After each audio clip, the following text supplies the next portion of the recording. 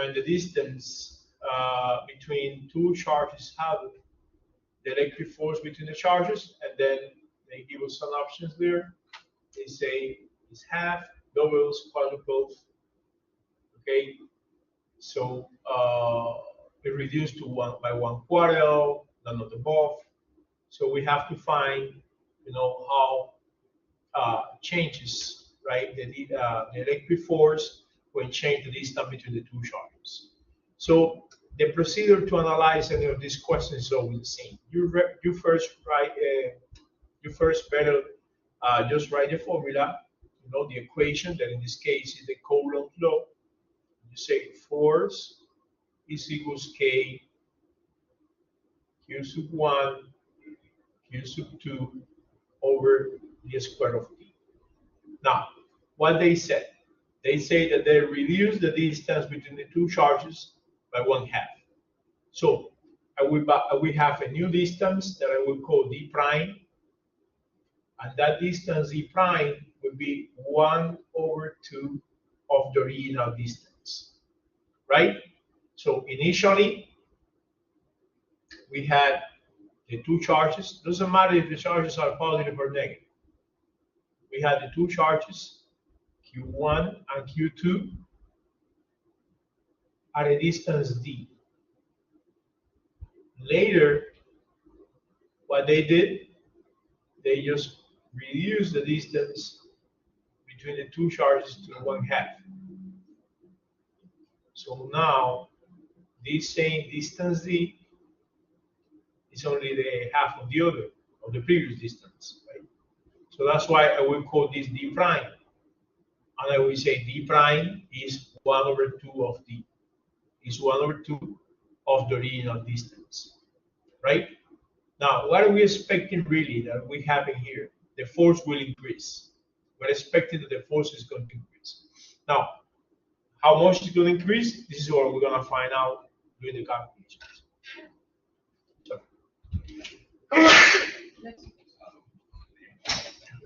So this is what we're going to find out now during the calculation. So we say, okay, my force prime then would be K Q sub 1 Q sub 2 over what is the new distance, d prime squared.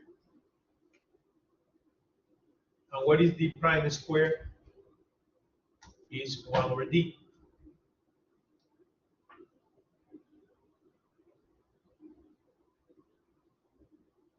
Sorry, 1/2d. 1/2d squared. When you square 1/2d, you get 1/2 squared is 1/4. So you get K Q1 Q sub 2 divide now 1/4 is squared. What do you do with the 4? You flip it, right?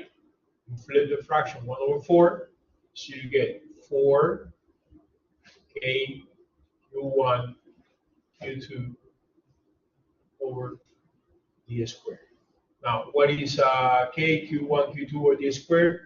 Oh, this is just F. So we can say that this is 4F. So we say that F prime, so the force after reducing the distance to 1/2 is equal to 4 times the original force. So what happened here? The 4 quadruples, right? In this case, the 4 just quadruples. They say that they have again two particles that are 1 meter apart. Now, and they say that the force between the two particles that are 1 meter apart is 1 Newton. So if the magnitude of each charge is double, then the force on each particle will be, and then they give you now new values for the force. The analysis needs to be very similar to what I did, right? So basically, what you have here now, you have two particles. It doesn't matter the size of the particles, right? And there is a force F between the particles, right? Now, these particles have originally Q1, charges Q1 and Q2. Now, what happens? They keep the distance between the particles, so the distance between the particles didn't change. This is still the same distance Z. Now, the force is going to change because they will now have a Q1 prime that is 2Q1, and they have a Q2 prime that is 2Q2, right? Because they say if the magnitude of each charge is double, then the force on each particle will be, right? Now, that means that originally you have a force F that is equal to K Q1 Q2 over D squared. Now, my force F prime, that is the force under the new conditions, right, would be K Q sub 1 prime Q sub 2 prime divided by D squared. Now, what is Q sub 1 prime? 2 times Q sub 1. So this is K times 2 times Q sub 1. Q sub 2 prime, 2 times Q sub 2 divided by D squared. 2 times 2 is going to be, of course, 4. We put the 4 at the beginning, so I have square. 2 times 2 is going to be, of course, 4. We put the 4 at the beginning, so I have K Q sub 1 Q sub 2 over D squared. So it's evident that now my force F prime is 4 times K Q1 Q2 over D squared was the force F. So the force F prime is 4 times the force F. Now the force F was equal to 1 Newton. So the force F prime is 4 times 1 Newton. So the force F prime would be 4 Newtons.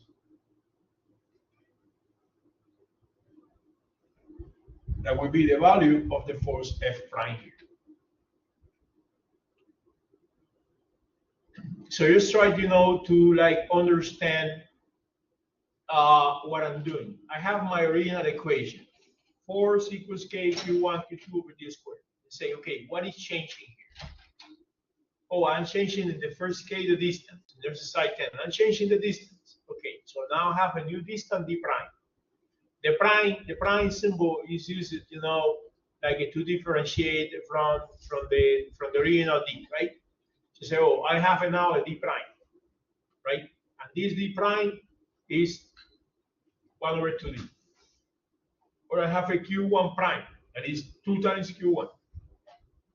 Or whatever that, magnitude, or, whatever magnitude change there.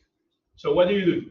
Then you just write your new equation for the prime force prime, with Q1 prime, Q2 prime, and then you replace Q1 prime, Q2 prime by what Q1 prime and Q2 prime are.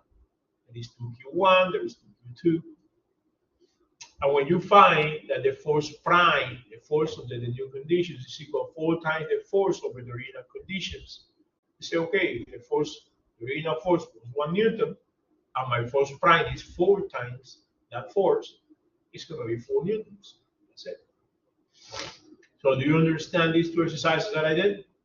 This is a type of exercise, and let me tell you, this is a type of exercise that, for example, is very frequent that this exercise are given in exams like the NCAT, for example, for the student that want to go to medical school, dental school, that want to go to veterinary school.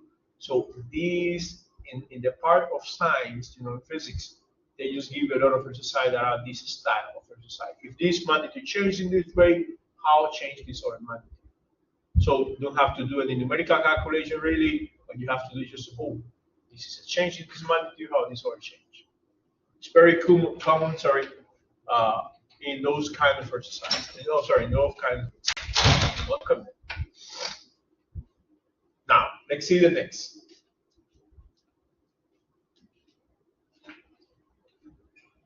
In the next exercise, it's a similar style. They say two particles 1 meter apart exert a 1 Newton force on each other. If the particles are instead 0.25 meters apart, the force of each particle will be, and then they give us different forces. So what they have done, the original distance was 1 meter. Now they have reduced the distance to 1/4, right? So what we have here, we have that we had an original distance d that was equal to 1 meter. So if the new distance d prime is 0.25 meters, that means that d prime is 1/4 of the distance d, right? You agree? The force d prime is 1/4 from the distance d. Because 0.25 meters is 1/4 of 1 meter. So that means that I have my force, the equation of the force. There is force equals K Q sub 1 Q sub 2 over the square of d.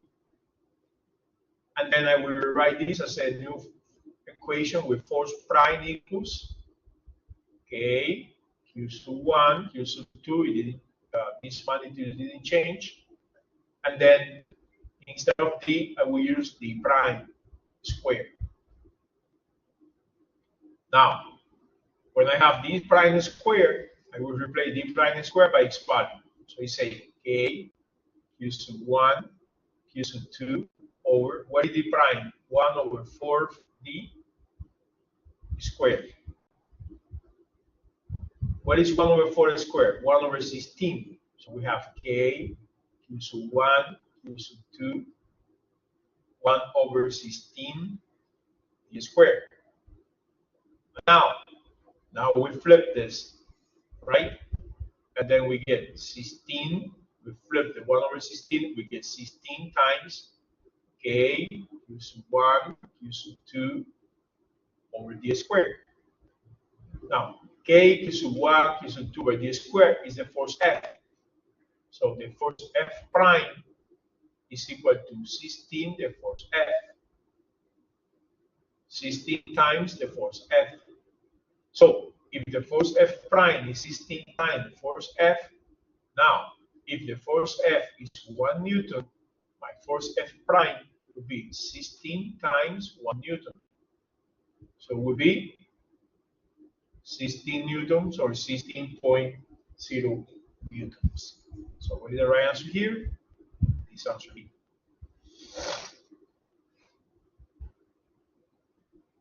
Always is important to read carefully the problem to find what magnitude they are changing and how they are changing, you know, that physical quantity, right? Sometimes they are changing the charges, sometimes they are changing the distances, right? So you need to see what is the magnitude they are changing in this case. Next exercise, they say two charged particles repel each other with force F.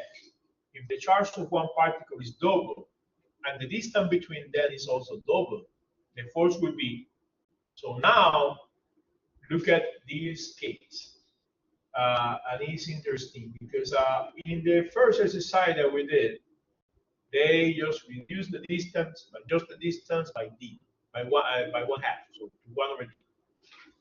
In the second exercise, they just double the magnitude of the two charges, right?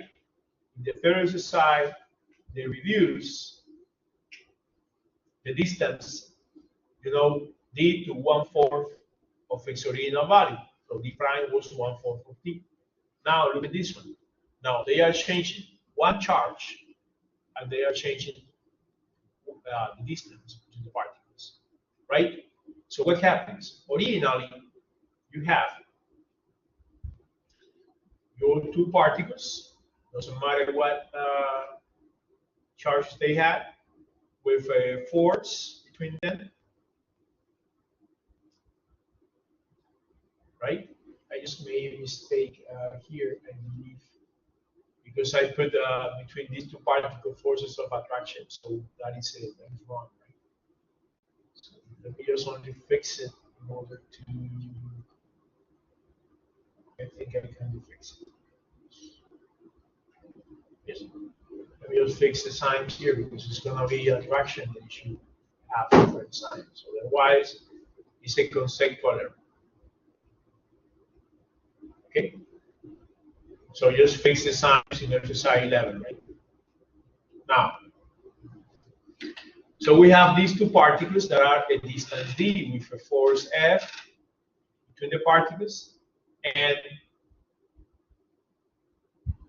charges q sub 1 and q sub 2.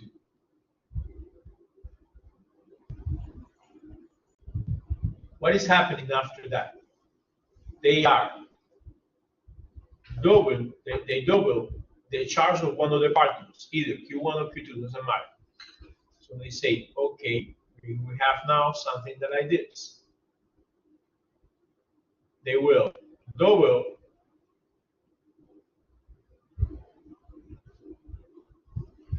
the charge of one of the particles. So we say that q1 prime is 2q sub 1, q sub 2 stay like that, they didn't touch the other particle, right? And then they say the distance between the particles is double. So the new distance d prime is 2 times the distance d, right? It's 2 times the distance d. So you say, what is my original equation? Oh, great. My original equation is F equals K q sub 1, q sub 2 over the square of the distance. Great. Now, what is my equation? F prime, the force under the new conditions. Great. Now, what is my equation? F prime, the force under the new conditions. Is K. Now, what is q sub 1? Q sub 1 prime, q sub 1, right? So q sub 1 prime, q sub 2, and then we have d prime squared. I will substitute q sub 1 prime and d prime by the values. So this is k. Now, what is q sub 1 prime? Is 2 q sub 1. Q sub 2 stay like that. Now, what is d prime? 2d squared.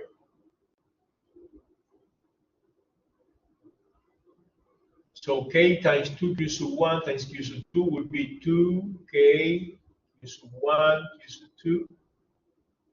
And then below I have 2 squared, which is 4, and then d squared.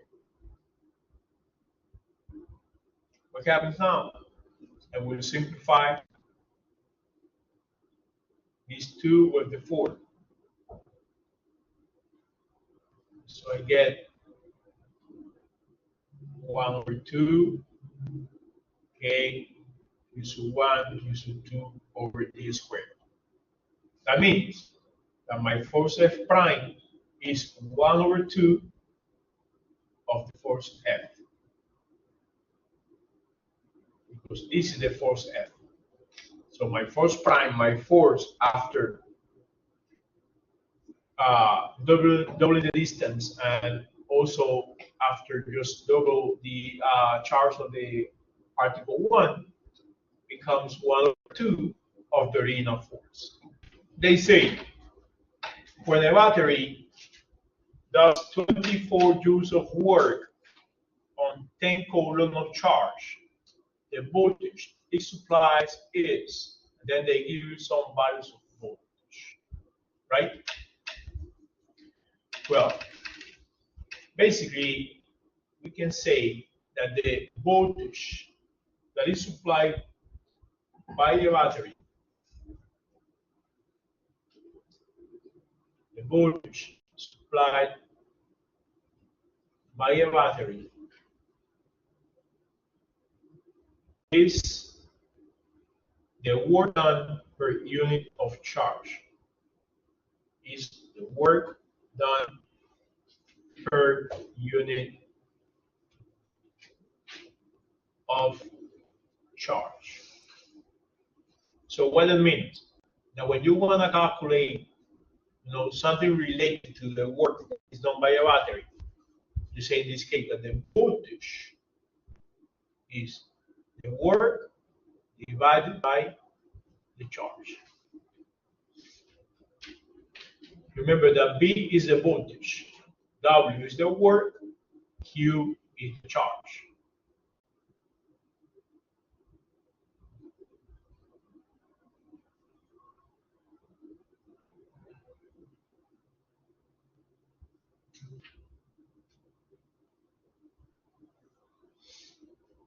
So, what is given? The work is given. This work, 24 joules. What else is given? The charge is given, 10 coulombs of charge. So you want to find the voltage. So voltage is work over charge is 24 joules divided by 10 coulombs. And this would be 2.4 volts. So what is, in this case, the voltage it supplies? The voltage that the battery supplies is 2.4 volts. Because the voltage is the work done per unit of charge.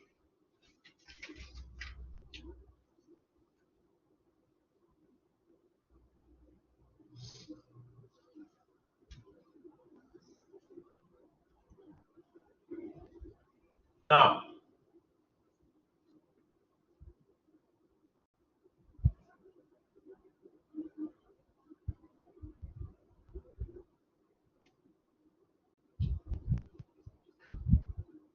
look at the next exercise.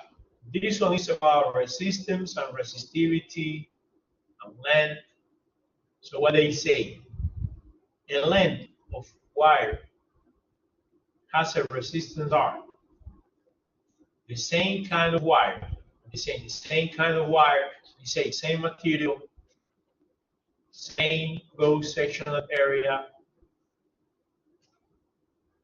twice as long, so twice longer than the previous one, has resistance, and then they ask if it's the same resistance, the half of the resistance, they're in a wire, two times the resistance. Well, what we have to know in this case, resistance is equals to resistivity times the length over the area, right? So remember, this is resistance of the wire. This is resistivity.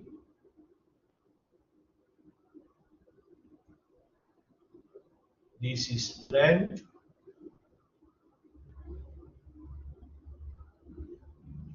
And this is area. Area, cross-sectional area, right? The area of the section of the wire. So originally, we have a wire like this, made of a given material. We don't worry about aluminum, copper, I don't know. And then later, what I know is that they have a length L. Later, they give us another wire that have twice that length. So the length of the new wire is 2L.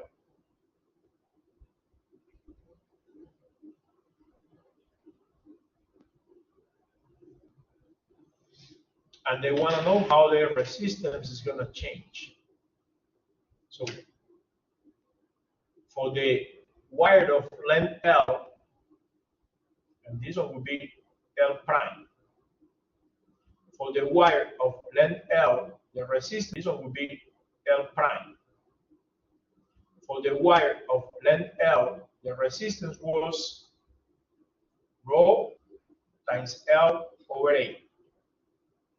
Now, R prime, the resistance prime, would be rho times L prime, that was the dimension that changed, over the area. So R prime is rho. Who is L prime? L prime is 2 times the length, so 12 over the area. So we say that R prime is 2 rho L over the area. So R prime is 2, sorry, R prime is 2 times R. So R prime is 2 times R. You see, because it's 2 times rho times L over A.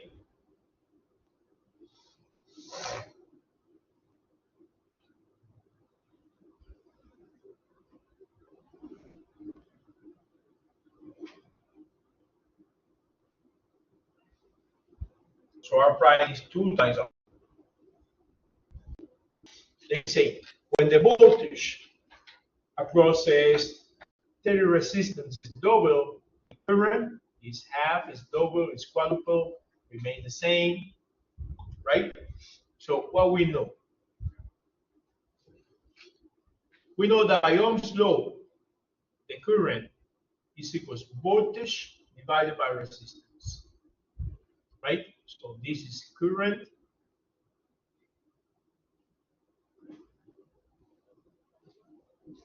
This is the voltage. And this is the resistance. This is the Ohm's law.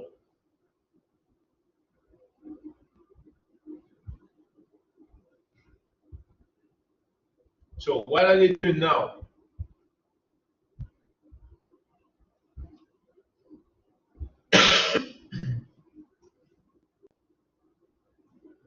They will double the voltage, right? So V prime is equals to V. They double the voltage.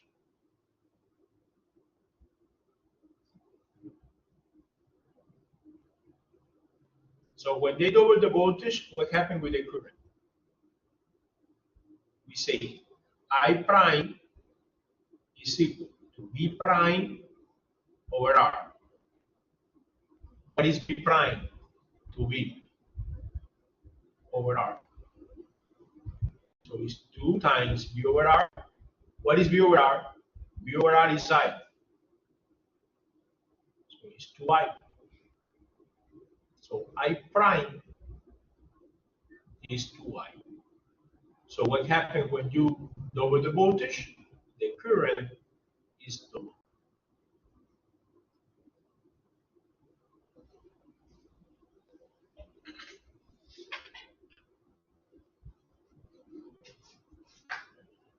Now,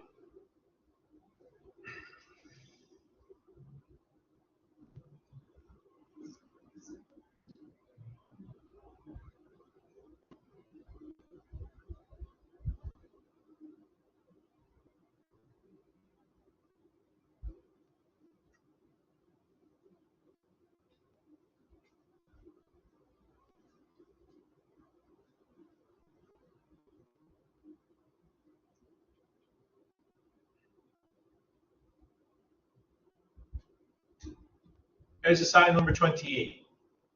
Again, is about the use of the Ohm's law. So they say the value of a resistor that carries 2 ampere when connected to 10 volts is, well, we say Ohm's law. What they give us? They give us the current.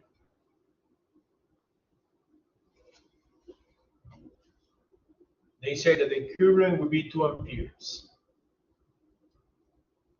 connected to a voltage of 10 volts. What they want to find? The resistor value. So I have to solve for resistance in this equation I show you here. So I say, oh, okay, and we multiply by resistance. So I say I times resistance is equal to the voltage. And we divide by the current, so resistance is equal to voltage divided by current.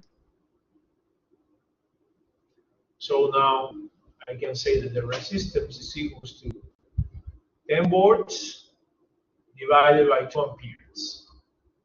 And this is 5 ohms. So remember that this symbol is a symbol of ohm.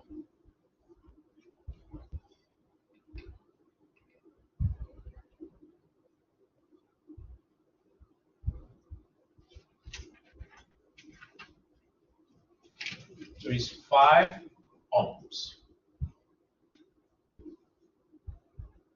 So it's using the Ohm's law. So it was using the Ohm's law, right?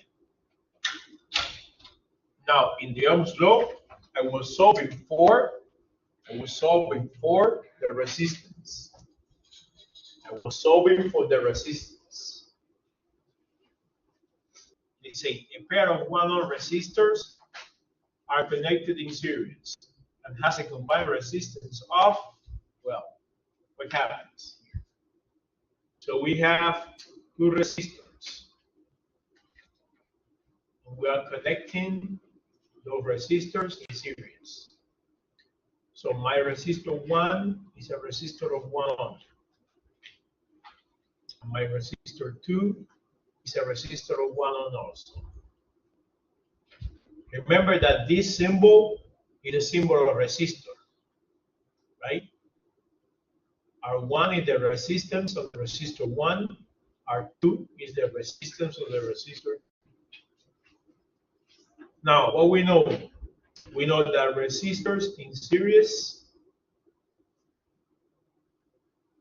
is equal to the equivalent resistance of the resistors in series is equal to R sub 1 plus R sub 2 plus R sub 3 plus R sub n.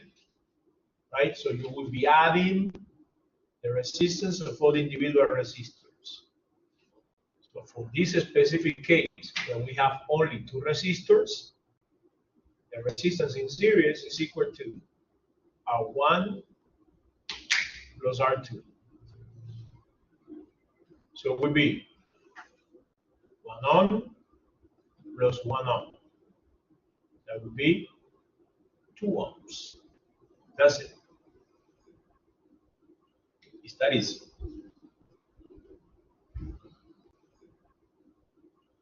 That is.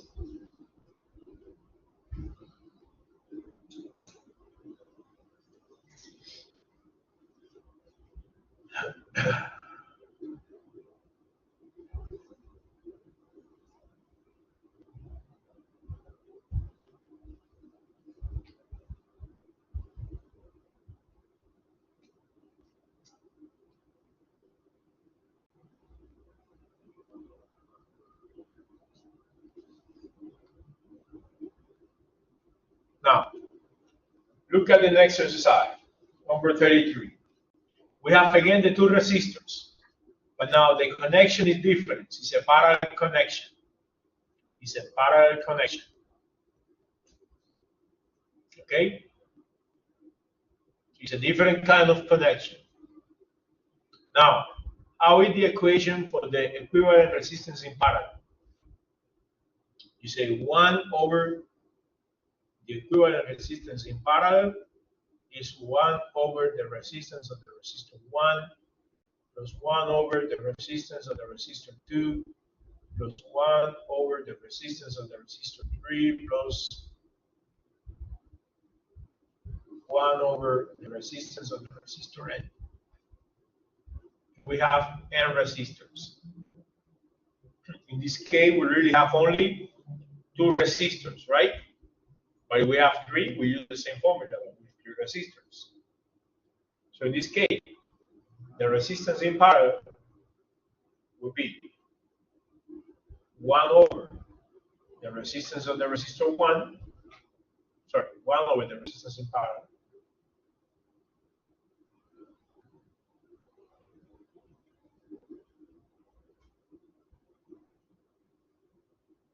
plus 1 over the resistance of the resistor 2.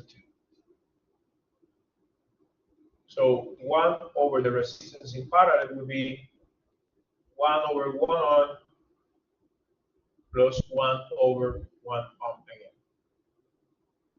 My common denominator is 1 ohm. They say 1 over the resistance in parallel is equal to common denominator 1 ohm, 1 plus 1, adding the numericals. So 1 over the resistance in parallel is equal to 2 over 1 ohm. Now we flip both sides, and when you flip both sides, you get flipping 1 over resistance in parallel, you get resistance in parallel. And flipping 2 over 1 ohm, you get 1 ohm over 2. So what is the resistance in parallel here? 1 over 2 ohms, or 1 ohm over 2.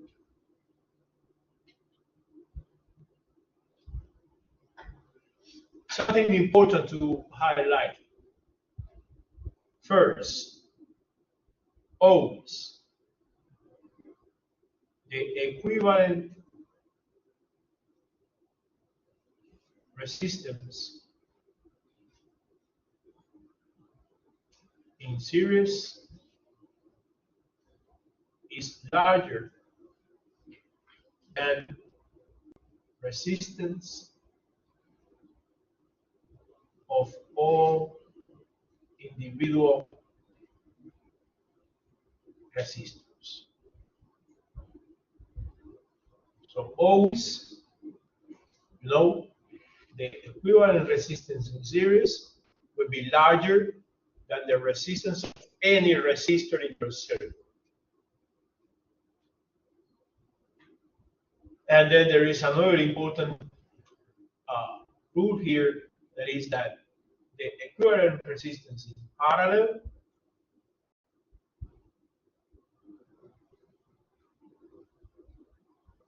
equivalent resistance in parallel is smaller than resistance of all individual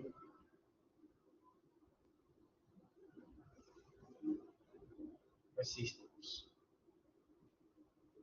So when you find in parallel the equivalent resistance, this equivalent resistance is always smaller than the resistance of the individual resistors. If you don't get a number smaller than all these resistors, you have something wrong.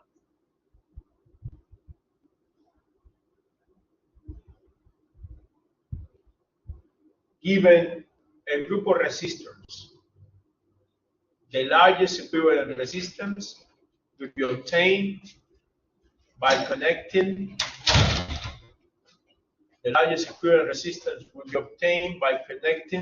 resistors in series. Now, the smallest equivalent resistance will be obtained by connecting the resistors in parallel. Given n resistors, largest resistance equivalent connected in series the resistors. A smaller resistance equivalent connecting all the resistors in parallel. Okay? Let's see which one is next. Number 35. It's about power. So they say the power dissipated in a 4 ohm resistor carrying a 3 amperes is, and then they give us a group of values. Now, what is the equation of power? Well, the power can be calculated as I squared times R. So the square of the current times the resistance. Now, since B is equals I times R, you can also calculate power like B times R.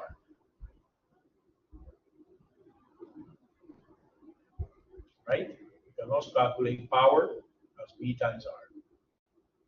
Also, as current, is equals to V over R, you can also calculate power using the equation. You have V squared over R squared times R, V squared over R. Sorry, there is, yeah, V squared over R. Yes. Question. So I just got a laptop, right? I'm gonna go get it in a second. But if I take notes on my laptop, can I use that 30 minutes? You have to print it. You need to print it. Printed is fine. All the notes you want to bring printed. The mechanical encyclopedia will be okay, but printed. Right? So all these are equations that we can use to calculate power. Now, all will depend, all right, on what they give you. So here, what they give us is just the current and the resistance. So if I want to calculate the power, P, and I have a 4-ohm resistor, this is R, carrying a 3 amperes current, this is I, and power is unknown, current, this is I, and power is unknown, and we say power would be I squared R. So it would be 3 amperes squared times 4 ohms. 3 squared is 9 times 4, this is 36. Now, units of power, what? So, the unit of power is the watt. We use the letter W to represent the watt. So, we have 36 watts. What they give us in exercise 38. In exercise 38, they say that an asteroid of mass 58,000 kilograms carrying a negative charge of 15 microcoulombs is 180 meters from the second asteroid of mass 52,000 kilograms carrying a negative charge of 11 microcoulombs. So what is the magnitude of the net force the asteroids exert upon the shoulder, assuming we can treat them as point particles? And they give us here first this constant G, that is the gravitational constant. G is the gravitational constant. It's 6.67 times 10 to the negative 11 meters squared per kilogram squared. And they give you also the constant K, which is the Coulomb constant, which is 8.99 times 10 to the 9 newtons meter squared per Coulomb squared. Yes? Is this the midterm? Yeah. Yeah. Like this is the questions going on. This kind of question? Like this question right here. Yeah. So now, what we have? We have the two asteroids.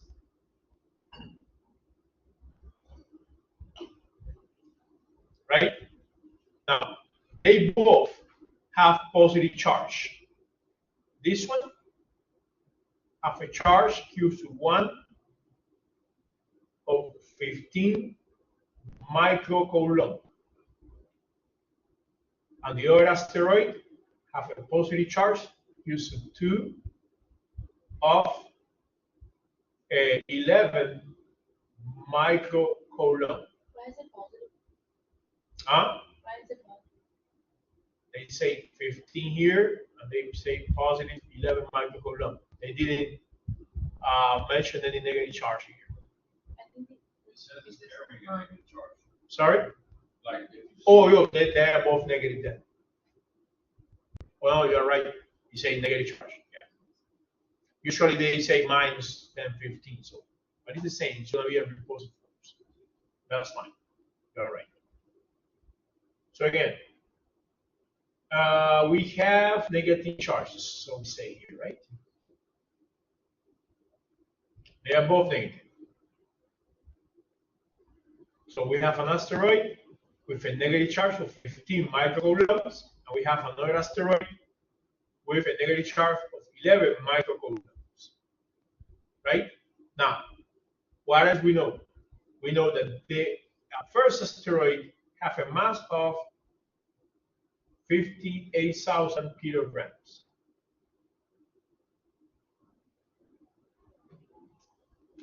And the second one, this is mass 1, have a mass 2 equals to 52,000 kilograms.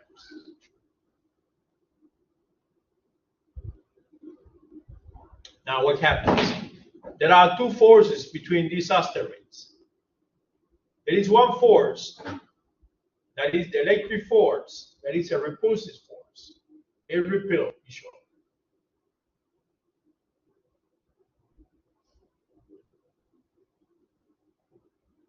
They are repelling due to the electric force. Because whenever you have charges with the same sign, you know, those charges are going to repel each other. But you have another force here, that is the gravitational force. And the gravitational force is always an attractive force.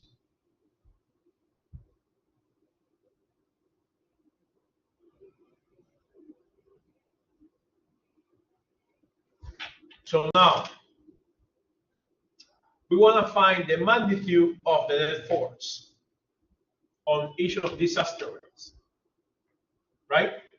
Because we have one electric force acting on them, repelling each other, and then we have one gravitational force that is attracting the asteroids. So what we have to do, we need to calculate both forces for one of the asteroids. So we say, okay, let me calculate first the gravitational force. So my force gravitational will be the gravitational constant G, the mass of the first asteroid, the mass of the second asteroid, divided by the square of the distance between the asteroids. The distance between the asteroids, we found that it's 180 meters, right?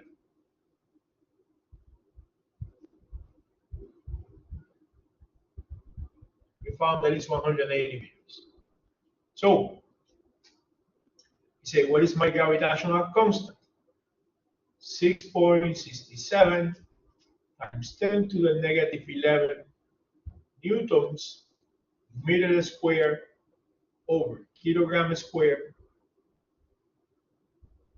times the mass 1, 58,000 kilograms, times mass 2, 52,000 kilograms,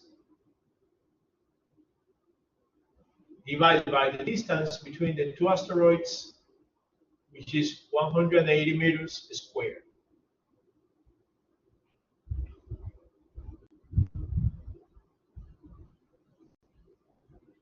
Now, 6.20 times 10 to the negative 6, no? Yeah. Okay, times 10 to the negative 6. Let us leave it like that for now. Later we can see, you know, because at the end, when we now work with the electric force, we have to have the same powers. 10 to the negative 6, or 10 to the negative 5, or 10 to the negative 4, but both have to have the same power. Let's now calculate, this is in newtons, of course. Let's now calculate the electric force. Force electric is K, Q sub 1, Q sub 2, over D squared. So it's K, 8.99 times 10 to the 9 Newton meter square over Coulomb square times we don't have to use the negative signs, right? We know the charges are negative, information about the signs will let you know basically if the forces are going to be repulsive forces or attractive forces. That's it. So now you get here 15 microcoulombs. Now look at this micro, the mu, this mu, microcoulomb. Micro is 10 to the negative 6.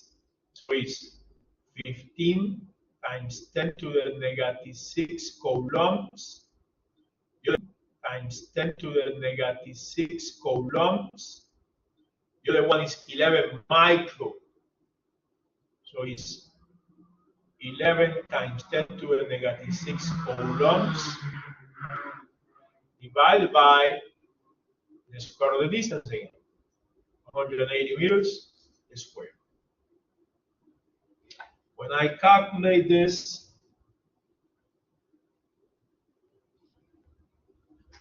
I got here problem. The problem is that this 6.20 times 10 to the negative 6 and 4.59 times 10 to the negative 5, you cannot add both them together because they have to have the same power.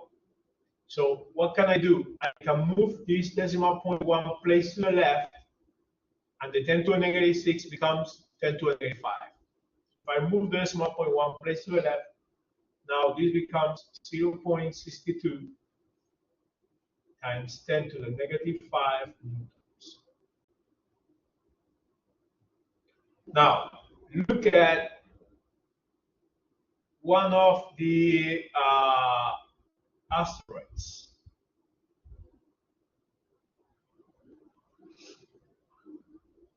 You have the electric force pointing to the left and the gravitational force pointing to the right.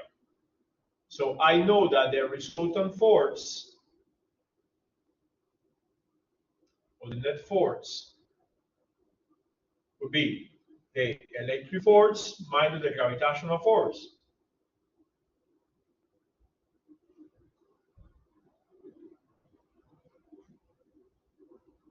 Is 0.59 times 10 to the negative 5 newtons minus 0.62 times 10 to the negative 5 newtons. So this would be 3.98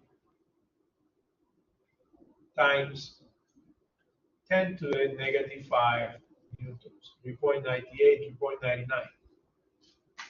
Let's see, 97. How come for your FG you have it as 0.62, but for some reason I was at 6.2. Now, the force points toward the left. So the repulsive force is just larger than the attractive force, right? Now, what is this 3.97? Because look at how they give you the answers. Just 5 units to the left, 0.0000397 newtons, which is approximately 0.00004 newtons, which is this answer.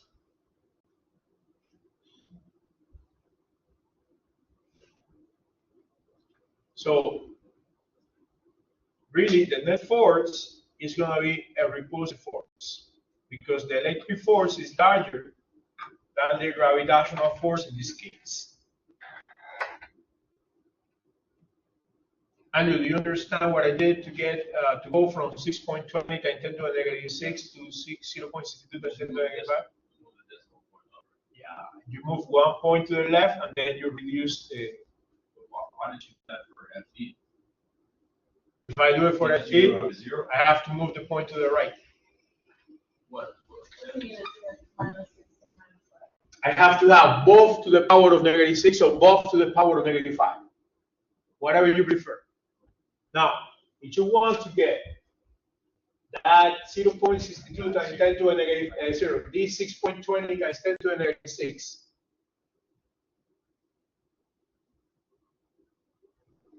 As 10 to the negative 5, what do? I will show you. Just do this. 6.20 times 10 to the negative 1 times 10 to the negative 5. Now, what is 10 to the negative 1? 1 over 10. Okay, 6.20 times 1 over 10 times 10 to the negative 5. Divide your calculator 6.20 over 10. This is 0.62 times 10 to the negative 5. Now, if you want to convert that 4.59 times 10 to the negative 5, okay, to 10 to the negative 6, what do? You say, okay, 4.59 times 10 to the negative 5. I want to get 10 to the negative 6. What I do? I will divide by 10, but I will multiply by 10 also. Just say 4.59 times 10, you get 45.9 divided by 10 times 10 to the negative 5. 4.59 times 10 is 45.9 times 1 over 10 times 10 to the negative 5. 1 over 10 is 10 to the negative 1 times 10 to the negative 5. This is 45.9 times 10 to the negative 6.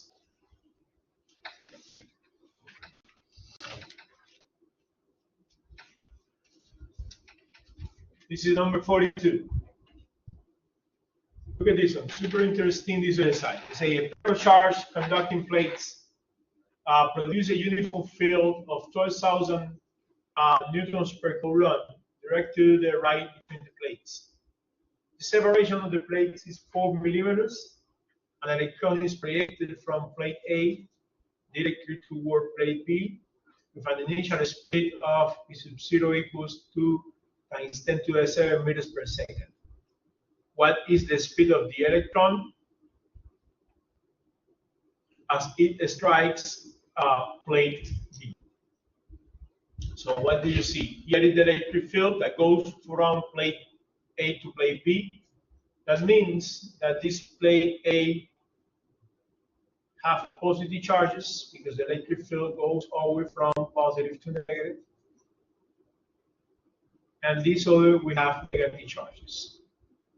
This other plate. It's like what happened in the parallel plate capacitor. You have one plate with some charges, one plate with opposite charges. Right? Now you have an electric field of 12 newtons per coulomb, and you have here the electron. Now, what happened with this electron? When you have an electron in an electric field, if the electric field is pointing toward the right, like in this case, the electron, there is a negative particle, will be under the action of a force that is opposite in direction to the direction of the electric field. So the force, the electric force acting on the electron will be opposite to the field because it's an electron. When it's a proton, it goes in the direction of the field. When it's an electron, it goes against the direction of the field. So what can I do?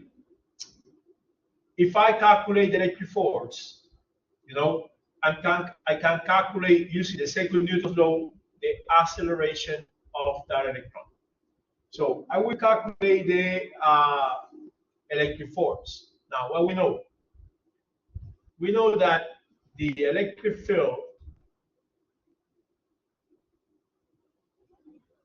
is equal to the electric force over the charge. In this case, the charge is the charge of the electron. So we can say that the electric field is equal to the electric force divided by the charge of the electron. If I want to calculate the electric force, I will say that the electric force is equal to the electric field times the charge of the electron. That means that I can calculate like that the electric force, which is electric field 12,000 newtons per coulomb times the charge of the electron, that is 1.6 times 10 to the negative 19 coulomb, right? So when I calculate electric force, the coulombs cancel out, of course, and then 12,000 times 1.6 times 10 to the negative 19, this electric force would be 1.92 times 10 to the negative 15 newtons. 1.92 times 10 to the negative 15 newtons. So I found the electric force. Now, based on the second Newton's law,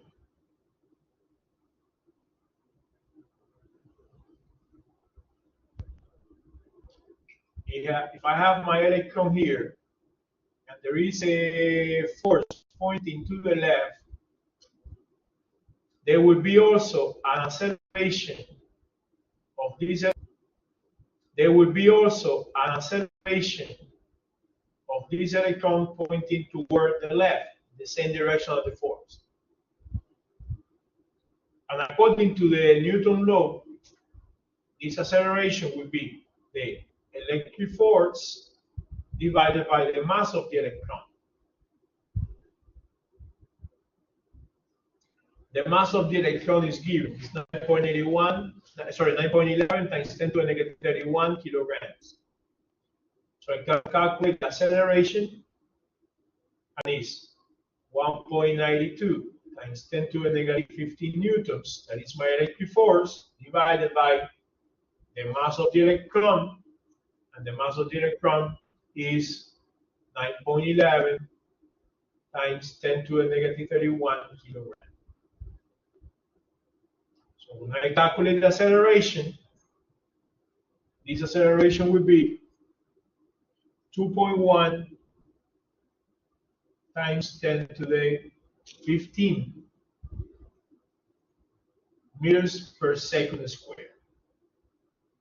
Now, what happens? I know the distance between the plates, which is 40 millimeters. 40 millimeters in meters is 0.040 meters. So I know the distance between the plates. So the electron is going from plate A to plate B. I know this electron has an initial speed. The initial speed of the electron is 2.0 times 10 to the 7. So here we have an initial speed different of 0. So it will go through the distance between the two plates, and it will arrive to this other point with a final speed. Now, look at this. The electron have the speed, the initial speed, in the direction of the electric field, but it has an acceleration in opposite direction. So the electron is losing velocity. It's decreasing its velocity, right? The electron will reach the plate B with less speed than the initial speed that it had, because the acceleration is against the direction of motion. So there is a deceleration. Now, what equation of the kinematics relates? Final velocity, initial velocity, distance between plates, all this. One equation that says that B final square is equal to B initial square plus 2A delta x. Delta x is the distance between the plates. Now, what we have to do, we have to calculate, this B final. This B final is the speed at point B. Now, this acceleration will be negative. Since the initial velocity and acceleration have opposite directions,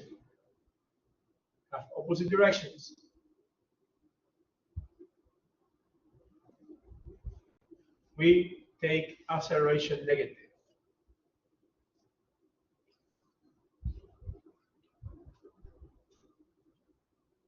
So you will say that Bf squared is V sub 0, initial velocity, 2.0 times 10 to the 7 meters per second squared, plus 2 times the acceleration, that is negative, negative 2.1 times 10 to the 15 meters per second squared, times delta x, the distance between plates, that is 0.040 meters.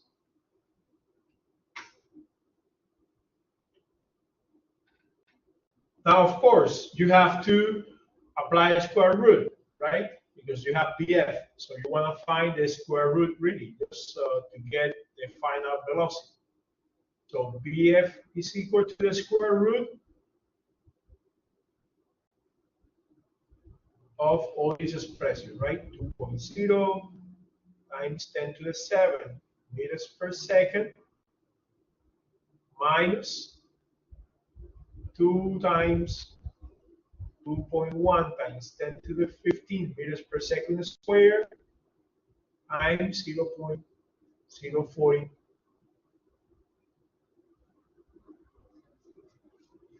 meters. When you put that in the calculator, you calculate that, you will get and define the velocity. So the velocity at point B, at plate B, would be 1.52 times 10 to the 7 meters per second. So approximately 1.5 times 10 to the 7 meters per second. So what is the right answer? Answer B. They say how much work must be done on an electron to move it from point A, which is at a potential of plus 50 volts, to point B, which is at a potential of minus 50 volts, along the semicircular path that is shown below. After the system is isolated from outside forces, so they give us the charge of the electron here, and basically they give us these points A and B. Now, what happens here is this. We know that the work is equal to the variation of kinetic energy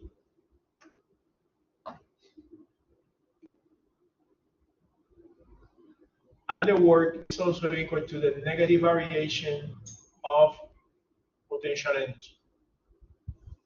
So this is what is called the work energy theorem.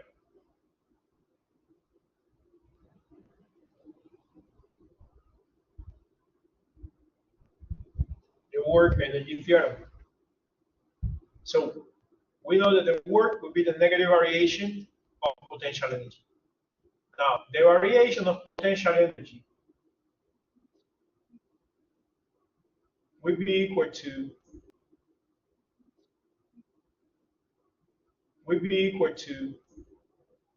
in this process of electric potential energy, because this is no gravitational potential energy or elastic potential energy, this is electric potential energy. The variation of potential energy is equal to the charge of the particle times the variation of electric potential. It's the charge of the particle times the variation in electric potential. So that means that to find the work, it doesn't matter what path you follow. At the end, you will have the same work if you go through any of these paths.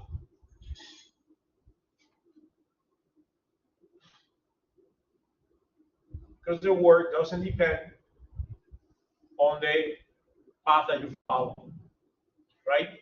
So only in the values of energy, or the values of electric potential, sorry, in point A and point B. So it doesn't matter what is the path, you will have the same work done.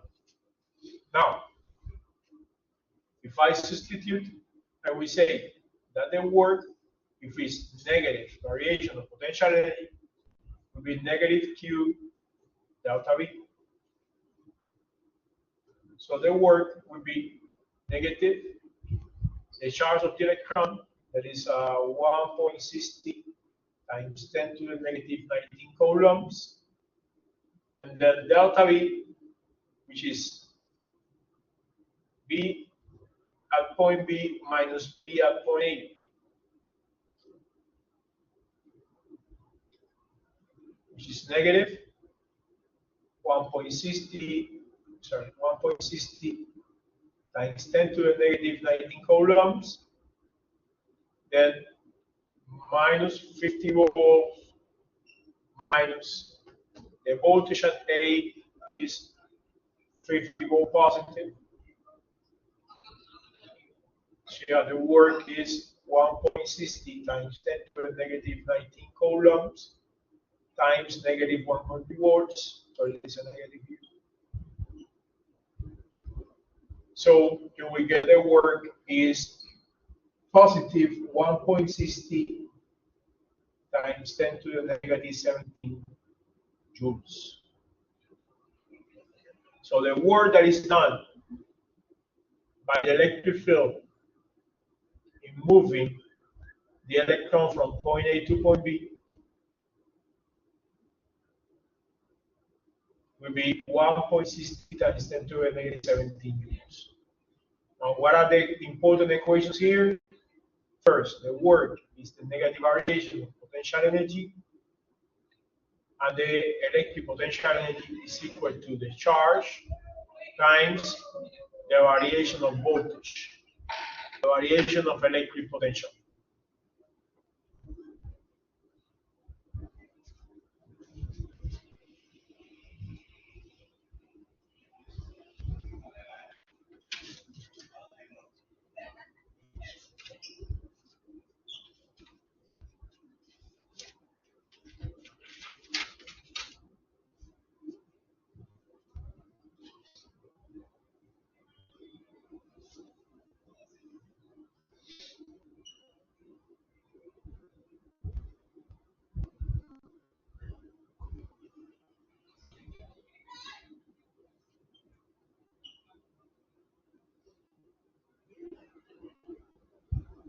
Now,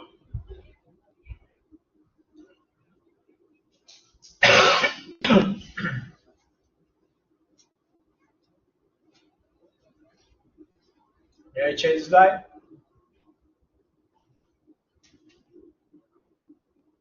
Look at these other problems now.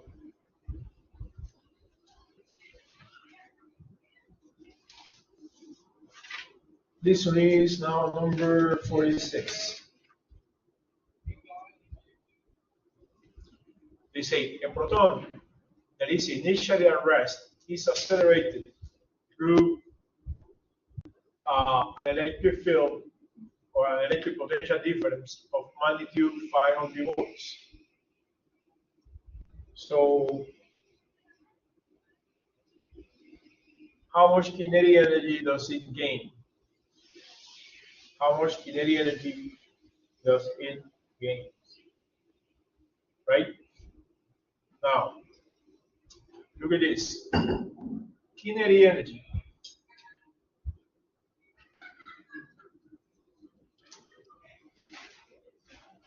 The variation of kinetic energy is equal to the negative variation of the potential energy.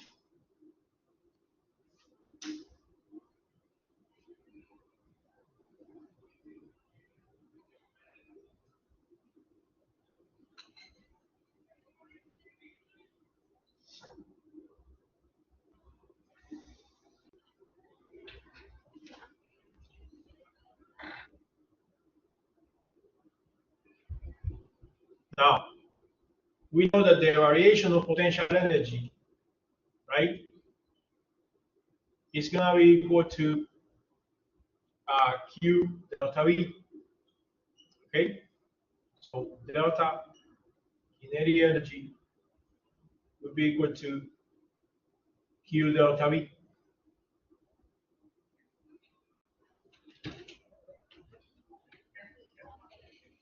So the variation of potential energy is Q delta V. Now, what happens here?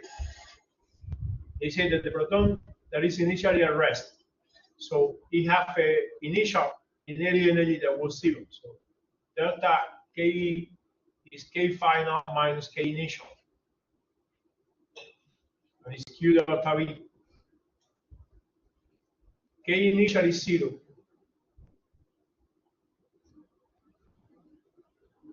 And then now we have that the K final, the final kinetic energy is Q delta V. So when they say how much kinetic energy it gains, since the initial kinetic energy was 0, the amount of kinetic of final kinetic energy is the energy that it will gain. So Q is the charge of the electron. Sorry, it's a proton in this case, so it's positive. But anyway, it's the same charge. 1.60 times 10 to the negative 19 joules. And delta V is 500 volts. So when you calculate that, would be 8.00 times 10 to the negative 17 joules. So this answer over here.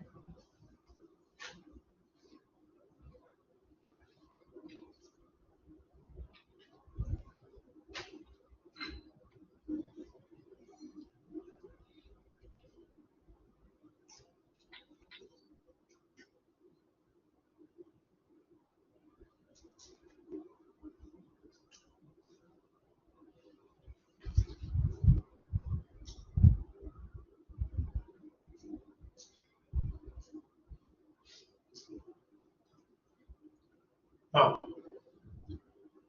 these two problems were problems about electric potential and electric potential energy. Let's see now one problem about resistance and resistivity. But now, you know, we did problems about resistance and resistivity before, but we're without values. So look at this one. They say, what is the resistance of a cylindrical metal rod, 1 centimeter in diameter and 45 meters long? The resistivity of the metal is 1.4 times 10 to the negative 8 ohms meter. So we want to find the resistance. We know that resistance is resistivity times the length over the area.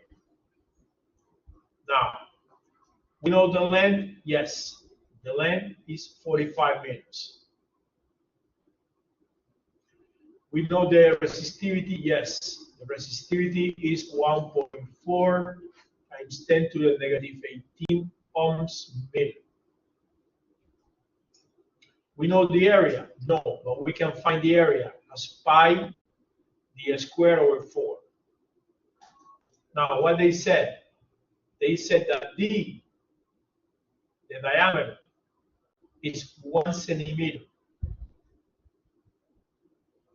But 1 centimeter divided by 100 centimeters per meter would be 0.01 meter. So to find the area, I have to find the area as pi times 0.01 meter squared divided by 4. 0.01 meter squared divided by 4. This would be the area. When I calculate the area, this area would be 7.9 times 10 to the negative 5 meters squared. So now I know also the area. So if I will find the resistance, we say my resistance is the resistivity 1.4 times 10 to the negative 18 ohms meter times the length 45 meters divided by the length 45 meters divided by the area That is 7.9 times 10 to the negative 5 meters squared. And when you find the resistance, we get that the resistance is 7.97 times 10 to the negative 3 ohms. Now, this is a small number, so you must move the decimal point 3 places to the left. This should be 0.00797 ohms, which is 0.008 ohms. 0.008 ohms. So what is the right answer? The right answer is this one.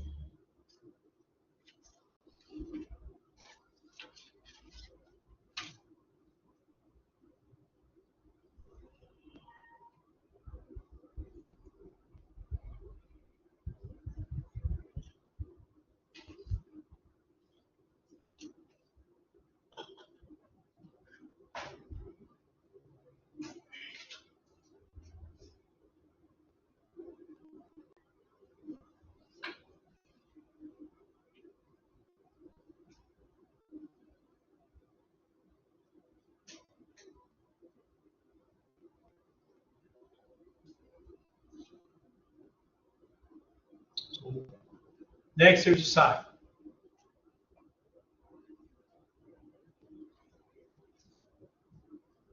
Hello. Yeah. What's going on?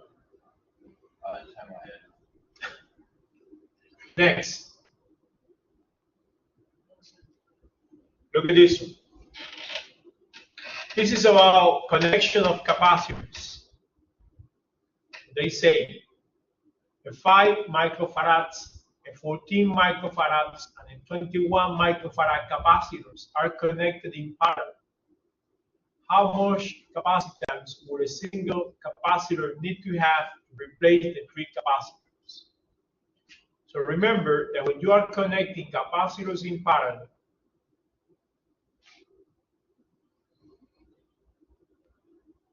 you have here the capacitor 1,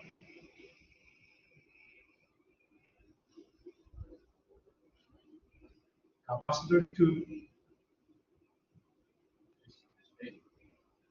capacitor 3. Now these 3 capacitors are here in parallel. Now the equivalent capacitance in parallel is the capacitance of the capacitor 1 plus the capacitance of the capacitor 2 plus the capacitance of the capacitor 3 plus the capacitance of the capacitor N.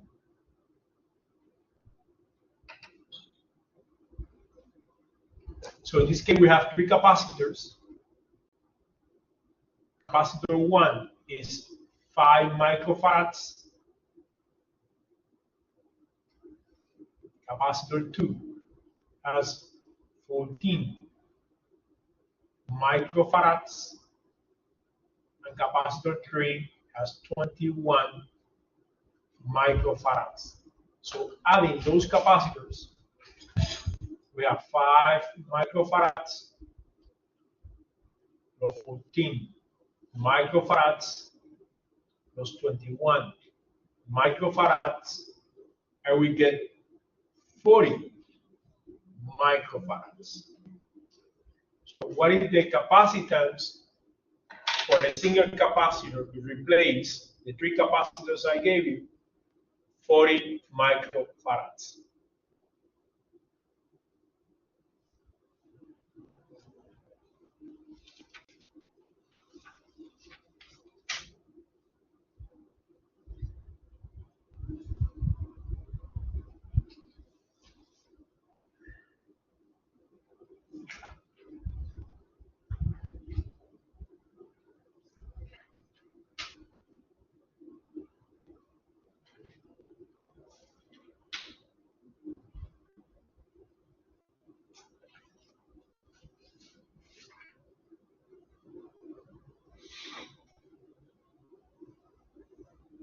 Now look at the next problem.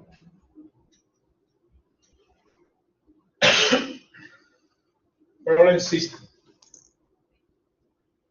They say that you have two capacitors of 5 microfarads and 7 microfarads connected in series across an 8 volts potential source. So what is the potential difference across the 5 microfarad capacitor? So let's reproduce here the circuit that we have. So we have two capacitors in series.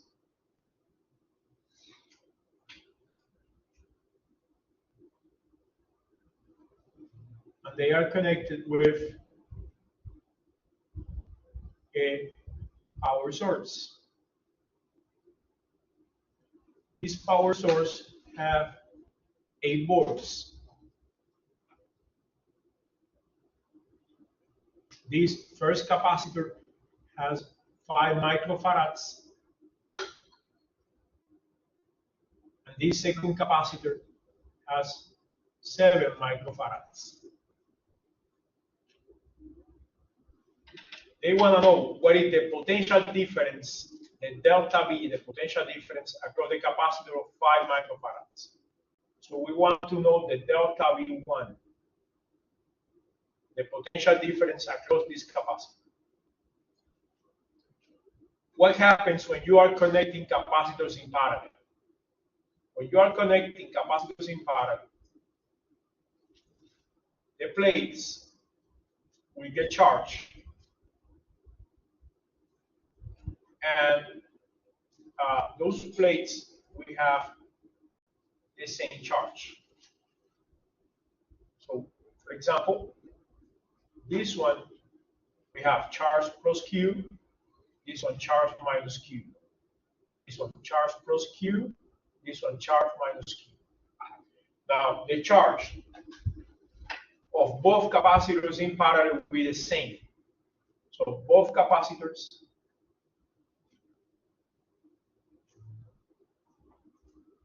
in parallel have the same charge. Now, what I need to do, I need to find, what is the charge of these capacitors. I need to find Q, the charge of the capacitors. But to find the charge of the capacitors, I will find first the equivalent capacitance in series. So I have to find 1 over the capacitance in series is equal to 1 over capacitance of capacitor 1 plus 1 over capacitance of the capacitor. So 1 over the capacitance in series is equal to 1 over 5 microfarads plus 1 over 7 microfarads.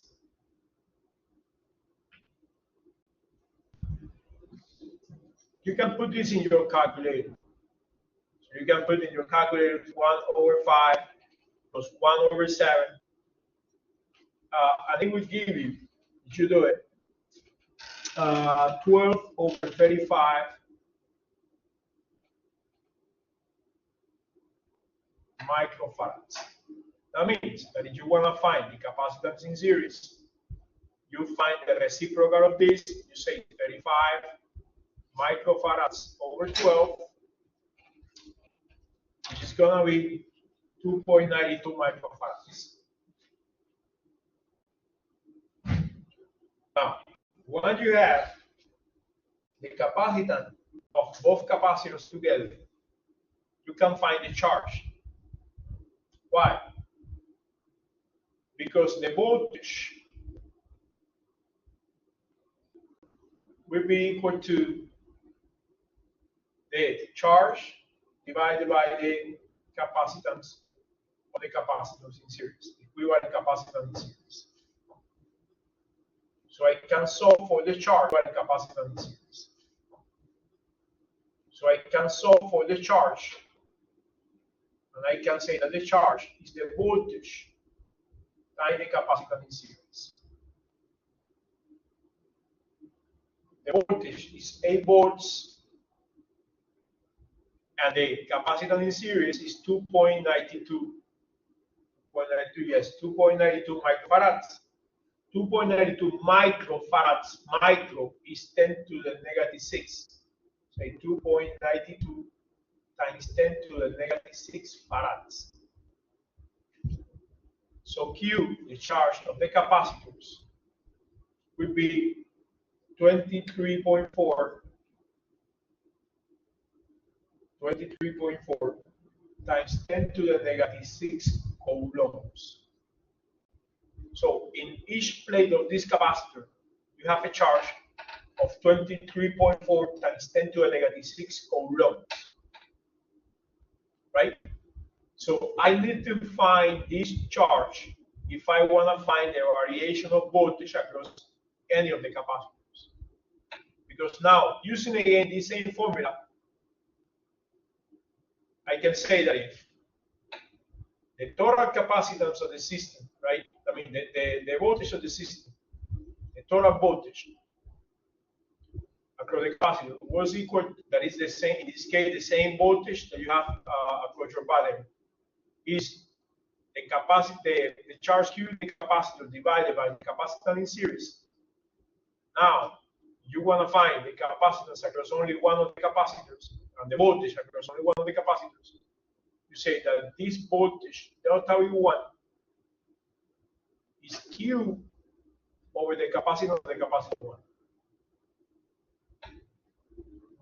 So now, you can say delta V1 is Q. What is Q? The charge, which is the same in every plate of these capacitors, 23.4 times 10 to the negative 6 coulombs, divided by, in this case, the capacitance of the capacitor 1, that is 5.0 times 10 to the negative 6 farads. And when you find delta V1 would be 4.7 volts. 4.7 volts.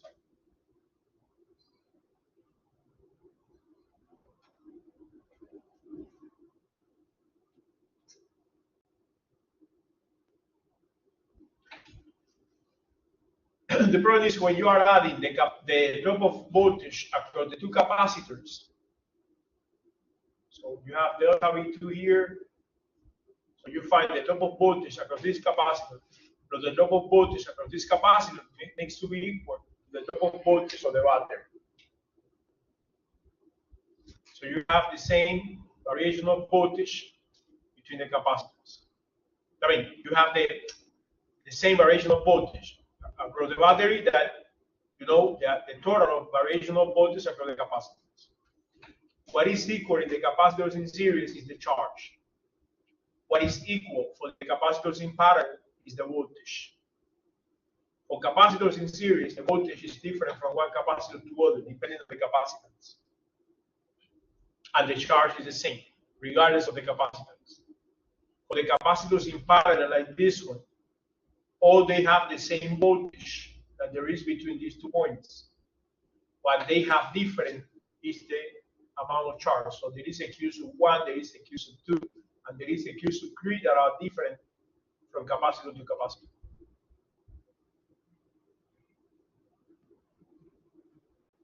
So, just to reanalyze again this problem, I knew I had capacitors. I found the capacitor in series.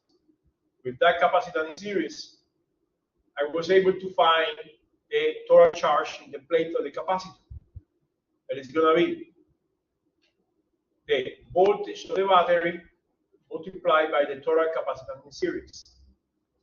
When I found the total charge in the place of the capacitor, I can now find the variation of voltage across any capacitor, dividing that total charge by the capacitance of whatever capacitor we specify.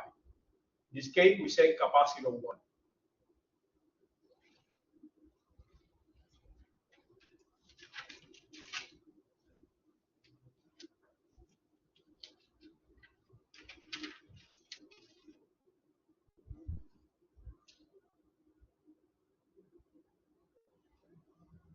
Look at this one now.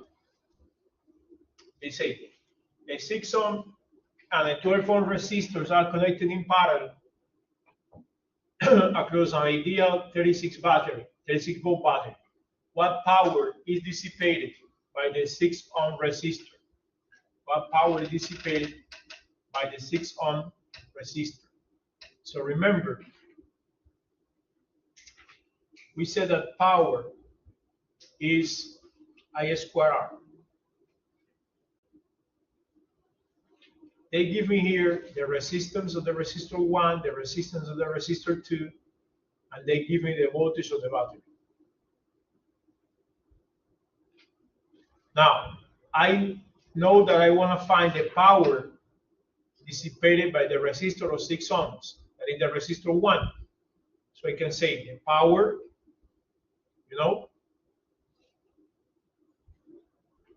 is equal. The power of 1 dissipated by 1 is equal.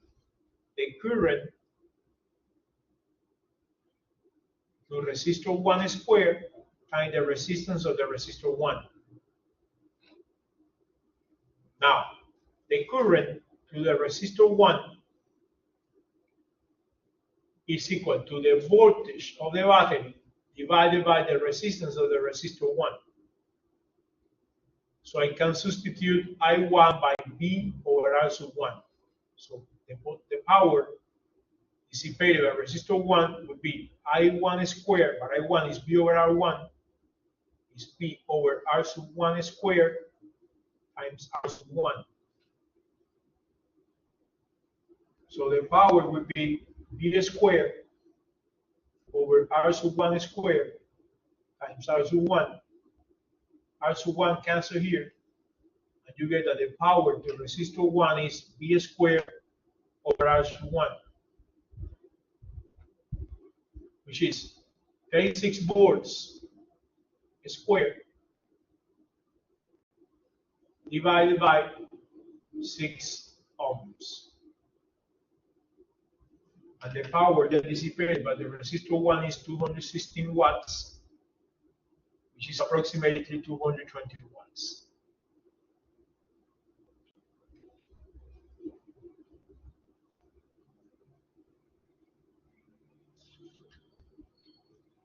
So what I have to do here was to use the formulas of power. And what happens? When you have two resistors in parallel,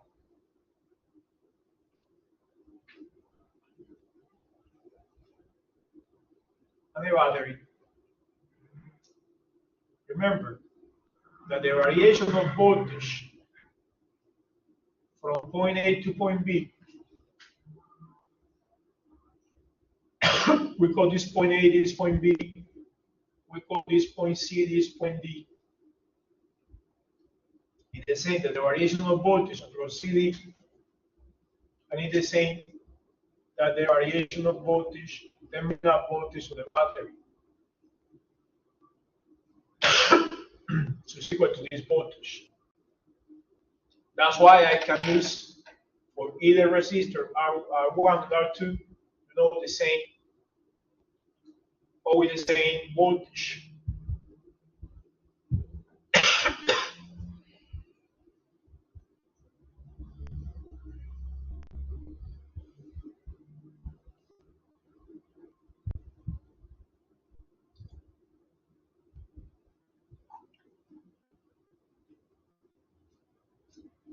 I have 3 more problems I want to explain.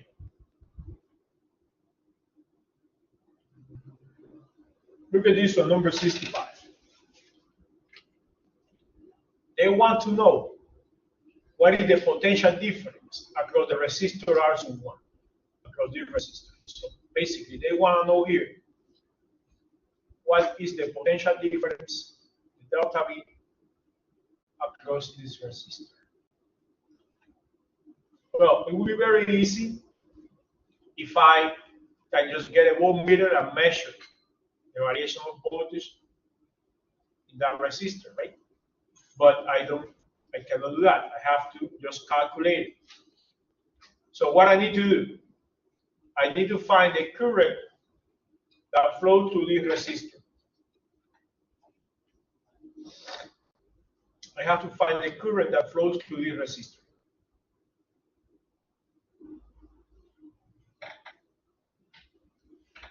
If I find the current that flows through this resistor R sub 1, then I can find, you know, uh, the variation of voltage, the potential difference across that resistor. So what are we doing? We say, good. I have a voltage of 40 volts here. So the first I have to do is to calculate the equivalent resistance. So how do you find equivalent resistance in this circuit? These two resistors are in parallel. So you find the equivalent resistance in parallel of these two resistors.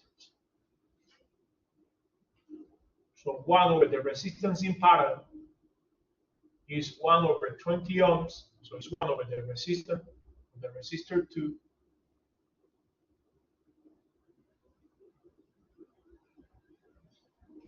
plus 1 over the resistance of the resistor 3. These two are resistors in parallel. So this is 1 over 20 ohms plus 1 over 20 ohms, which is 2 over 20 ohms.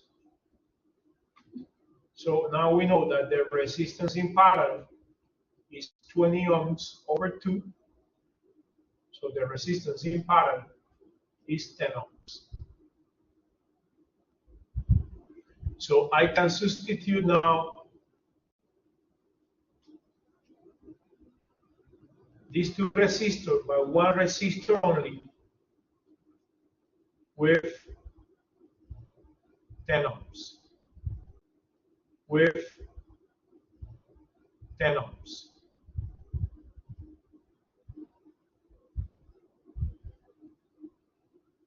So I have now my resistor R sub 1 of 10 ohms, the resistor in parallel here of 10 ohms, and the resistor R sub 3 of 30 ohms. Now, I will find the equivalent resistance in series, because now these three resistors are in series.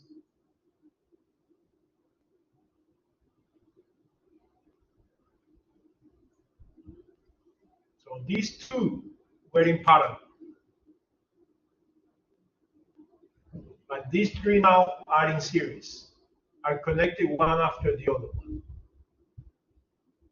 So we say that the resistance in series is R1 plus R parallel plus R3.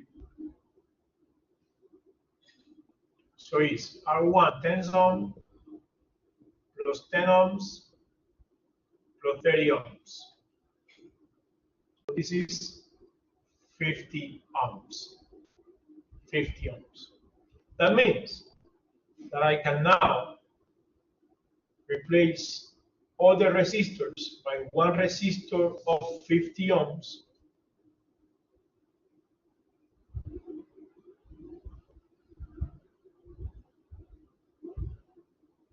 I have my battery of 40 volts. And then now I can calculate the current that flows through the circuit.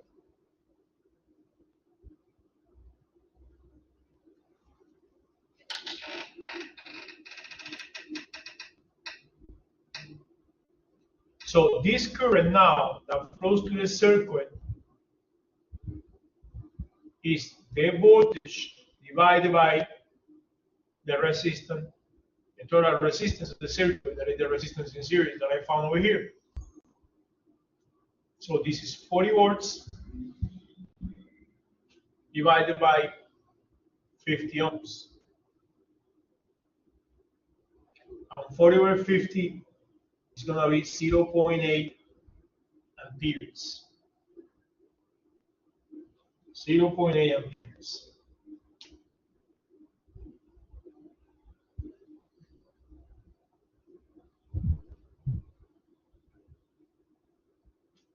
Now, what happens? Interesting. When I go back now to my circuit, to the original circuit,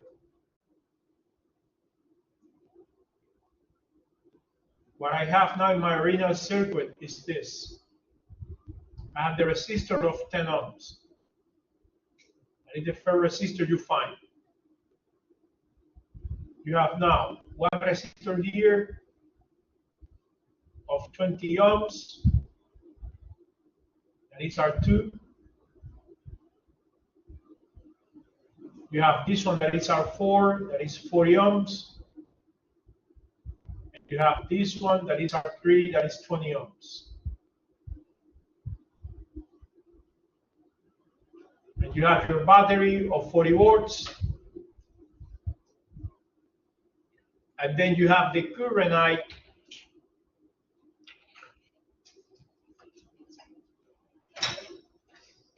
And the current I reached this junction over here. The current I reached this junction. When the current I reach the junction, the current will be split into I1 and I2, right? Because this is the junction rule of the Kirchhoff rules, of the Kirchhoff law. But what happens? I don't need to apply Kirchhoff or anything like that here. Why? To find the current one, the current two. Because the current that passed through this resistor, R1, is the current that I calculate over here. It's the current before being split. Because the resistor 1 is before the junction. So here, both resistors, R1 and R4, the current passing through R1 and through R4 is the same. It's I. It's 0.8 amperes. Now, the current passing through R2 and through R3 are different. Because, you know, the current was split. So I can easily now calculate the variation in potential across these resistors.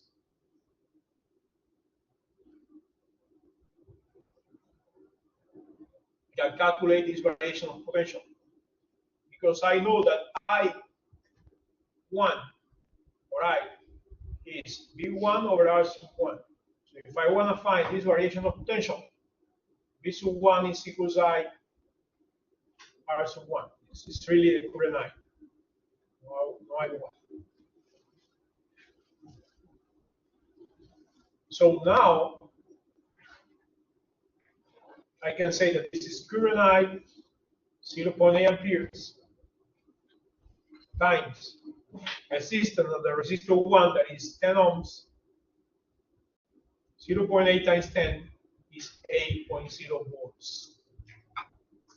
So we have that the potential difference across resistor R1 is equal to, in this case, 8 volts. Is equal to 8 volts.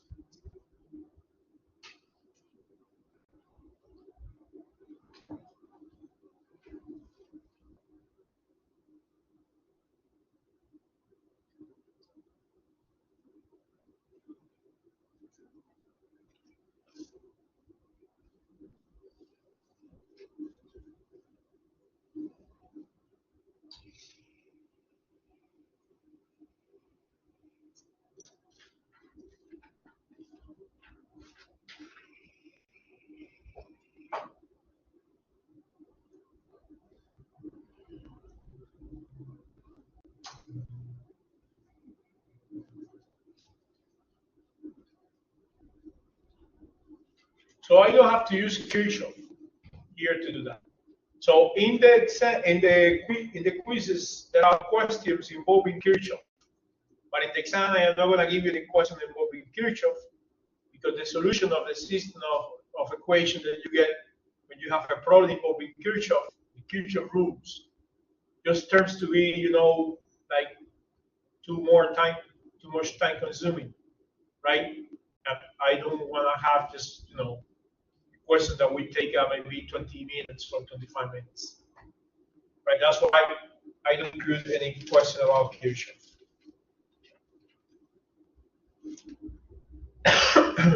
Now,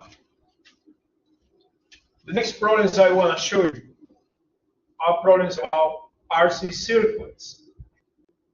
So resistant capacitance circuits. In the last class, I just designed some resistor and capacitance circuits, and I just made some videos. Just let me show you quickly what happens. I think I have the video here.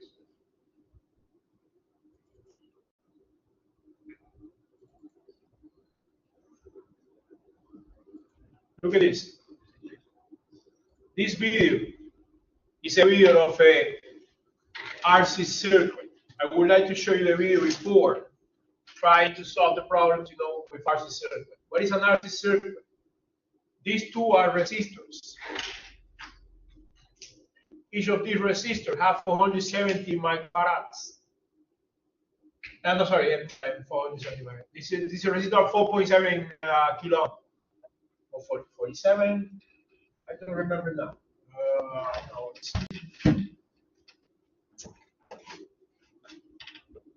yeah, 47 kilo. So are 47,000 ohms. In total, they were like 94,000 ohms. And this capacitor was 470 microfarads. So I have a circuit that is closed, because I have one connection to a battery, and then I will be feeding the circuit, and I will put another connection on the battery over here. So we have a battery connected to these two resistors to this capacitor. At the same time, I have a voltmeter measuring the variation of voltage. So these two gauges that you see over here are connected to a voltmeter. So what I want to see is how the voltage is changing. How the voltage in the capacitor is increasing with the time.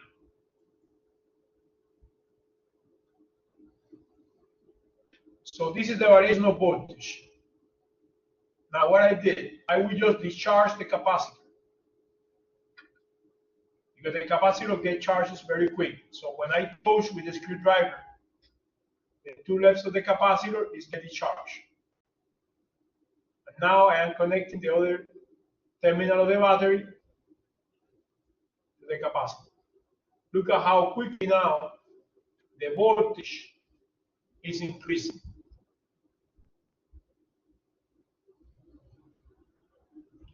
Because the voltage in the capacitor, as well the charge, increases with the time. Increases with the time. It's a function of the time. Right? So that was a video that I showed you the other class, and I did some calculation based on this video. Now, one of the labs I am thinking to just include one lab that will be using one of these circuits, and we're going to be finding the graph of voltage versus time and the graph of current when it's the discharge versus time. I'll do both graphs. So that is something that we did in the other class. Now, why I show you that? Because now we have this problem talking about an 8 microfarad uncharged capacitor connected in series with a 6 kilo ohm resistor and with an ideal 20 volts power source and an open switch. So I say if the switch is closed at a time equals 0 seconds, what is the charge on the capacitor at t equals 90 milliseconds? At t equals 90 milliseconds. So basically, what we're saying is this. I have a battery with 20 volts. I have now a resistor with 6 kilo ohms. Kilo is 10 to the third. And I have a capacitor with 8.0 microfarads. And there is a switch. When I close the switch, the capacitor is going to start charging. So I need to find what is the charge of the capacitor at 9 milliseconds. Now, the equations of a capacitor during the charging and the discharge, during the charge and discharge, are different. So the equation, in this case, of the variational charge in the capacitor, when the capacitor is charging, will be Q of t is equal to Q, that is the maximum charge that can be stored in that capacitor, times 1 minus e to the power of negative t over tau. Tau is what we call the time constant. Tau is called time constant. And tau is equal to R times C, so resistance times capacitance. This resistance of this resistor and the capacitance of this capacitor. So tau would be 6 kilo ohms, which is 6 times 10 to the 3 times 10 to the third ohms, times 8 microfarads. 8 microfarads is 8 times 10 to the negative 6 farads.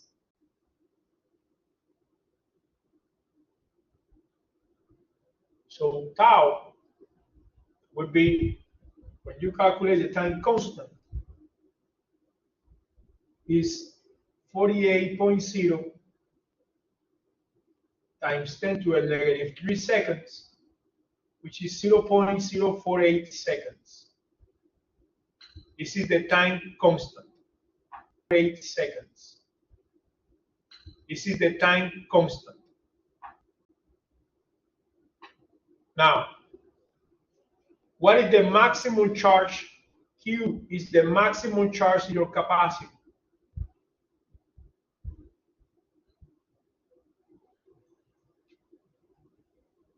Q will be equal to the product of the capacitance times the voltage of the battery.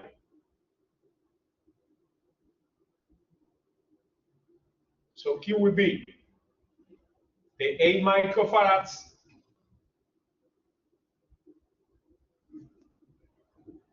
which is 8.0 times 10 to the negative 6 farads times 20 volts. So Q would be in this case 1.60 times 10 to the negative 4 coulombs. That is to be Q. This is the maximum charge that can have your capacitors. Now, if you want to find the charge in the capacitor at 9 milliseconds, you say Q of t is Q at 9 milliseconds. 9 milliseconds is 0.009 seconds, because milli is 10 to the negative 3. So you want to convert 9 milliseconds, 2 seconds, you must divide the 9 milliseconds by 1,000. So Q at 0.009 seconds is equal to the maximum Q, which is 1.60 times 10 to the negative 4 coulombs, right? Times 1 minus e to the power of negative t, the time, that is 9 milliseconds, so 0.009 seconds, divided by tau, the time constant, that is 0.048 seconds.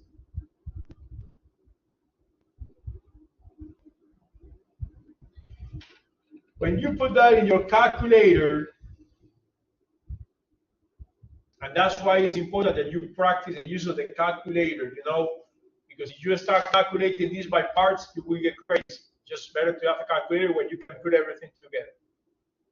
So you will get that Q at 9 milliseconds would be 0.274 times 10 to the negative 4 coulombs.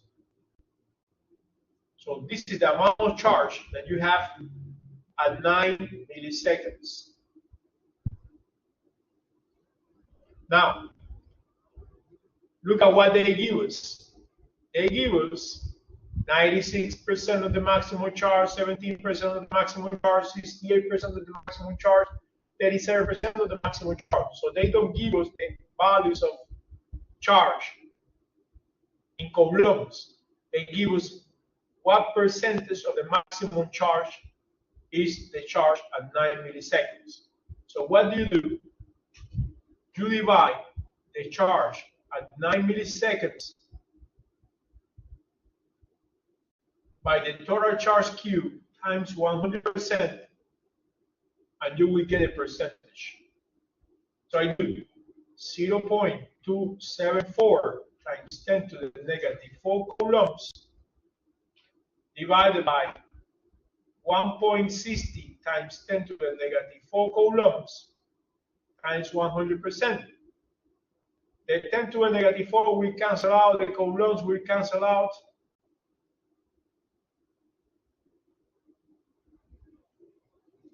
And when you multiply, you divide and multiply by 100, you will get that this is 17.1%. So it's the answer C. 17.1% of the maximum charge.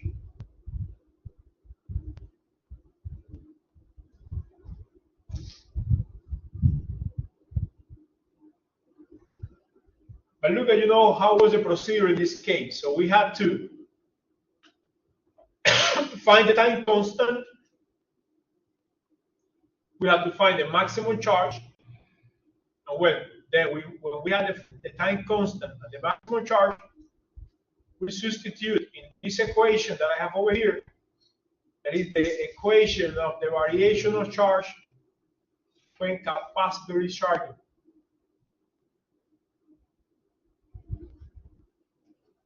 Is being charged.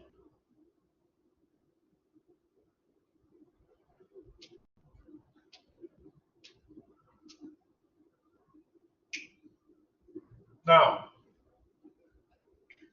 let's see another problem.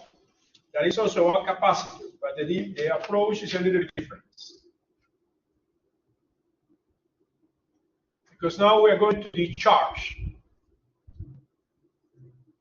So they say a 2 microfarad capacitor is charged by a 12 volts battery, and then is discharged to a 4 mega ohms resistor. Mega. This M capital is mega. 10 to the 6 mega ohm resistors. So how long will it take for the voltage of the capacitor to drop to 3 volts? So look at this. What you have? You have one capacitor of 2.0 microfarads that was charged with a battery of 12 volts, but later it will be discharged connected to a resistor of 4.0 mega ohms. The capacitor will be acting as a battery now, right? The capacitor, when you have the capacitor charged and you disconnect the battery, now the capacitor will be acting as a battery. You will have a current flowing through the circuit due to the charge of the capacitor. So there will be a current here.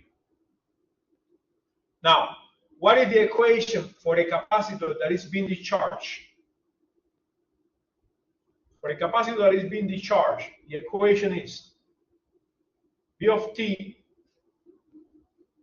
is equal to V sub 0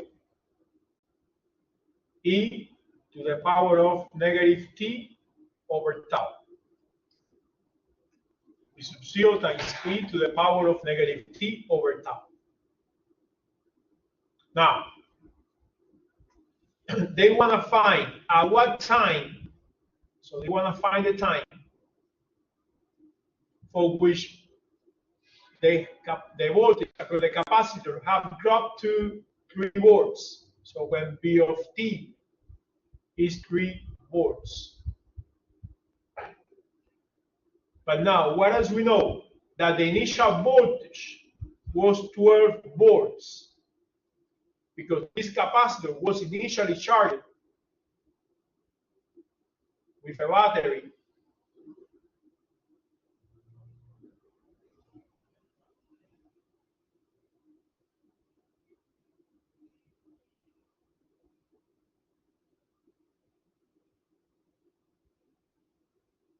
that had 12 volts. So initially, this 2.0 microfarad capacitor was connected to a battery with 12 volts. So the initial voltage was 12 volts. So that means that now you say, okay, I have to find the time. And then let's use our knowledge of algebra, right? Of course, algebra. So we say V of t is 3 volts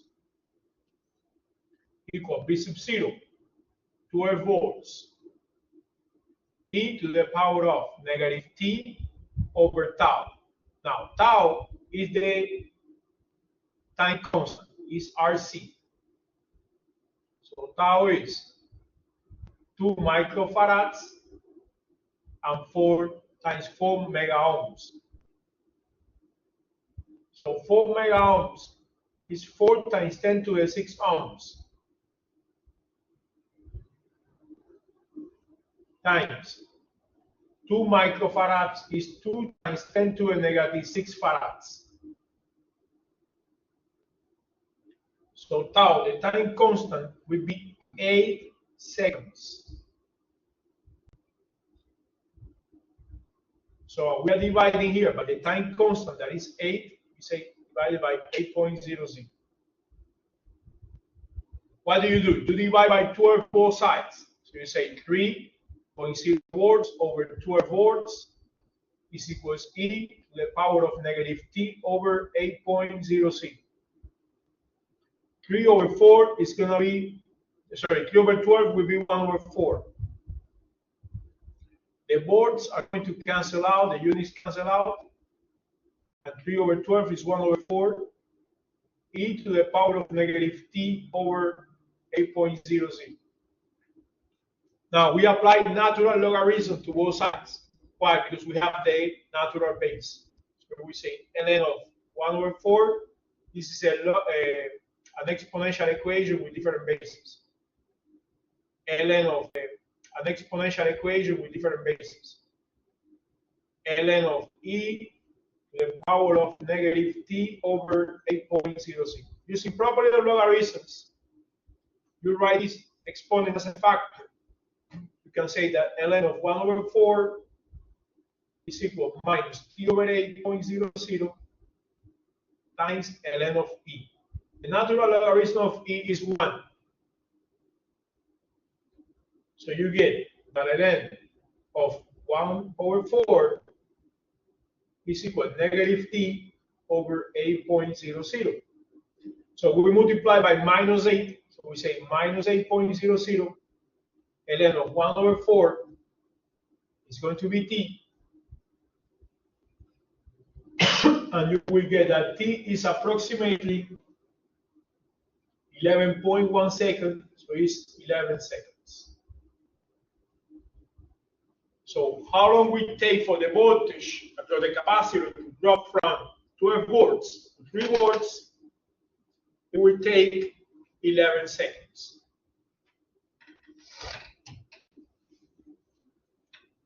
This is called algebra, right? This is solution of an exponential equation using logarithm.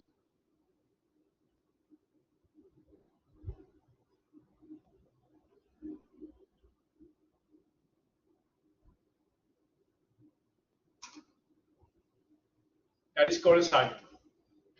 Now,